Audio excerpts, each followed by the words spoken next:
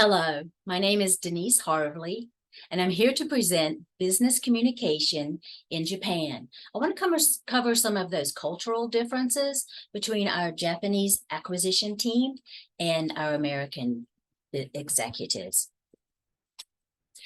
In this communication, we'll cover Japanese culture. I also have some recommendations for your upcoming trip to cover written communications, spoken communications, meeting etiquette, and decision making. I've also prepared some takeaways for you to prepare for the upcoming journey next week. Written communications. We'll cover three key areas. First is the written communication structure. In Japan, is very formal. It also should include, at the beginning of any correspondence, a seasonal greeting.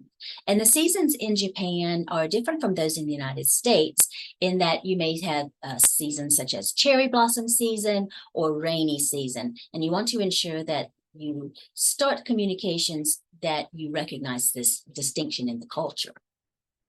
Also, the verbal agreements have far more weight than written agreements, which is very different in the United States, which is generally we think of the contract as having the final word. It's not so much in Japan. You want to focus on those verbal agreements. Also, to use an indirect tone. Don't want to be too aggressive or an American direct tone, but more of an indirect tone. And when you are speaking, we'll also cover some spoken communication tips for you.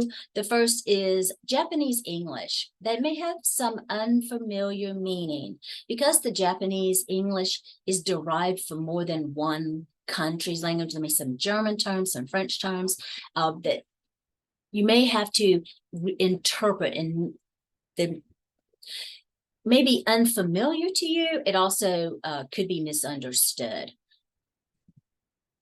Some responses could be ambiguous. In times you may get a yes when it might also mean no. For example, if you have a gasp, yes, it might just mean that, yes, I hear you, but not yes, that I agree with you. So you want to watch for those posture, head tilt, gasp type of unspoken cues. And you also want to be aware of silence and the importance of silence in the Japanese norm. Do not plan to fill that silence with words. Sometimes that is the norm. So you want to resist that temptation. When you're meeting with your new colleagues, there are some meeting etiquette and greeting things we're going to cover here. The Japanese culture is a collective culture, and it has a strong hierarchy and a focus on unity. When you are in the room with your Japanese colleagues, you want to be sure that you, as the American colleagues, are all on the same page and you present that unity. That's what you're going to get from the Japanese, and any dissension among yourselves will be viewed as negative. Well, are you going to do a handshake or are you going to do a bow? The Japanese norm is bow, and you would bow lower than the most senior person that you are bowing to.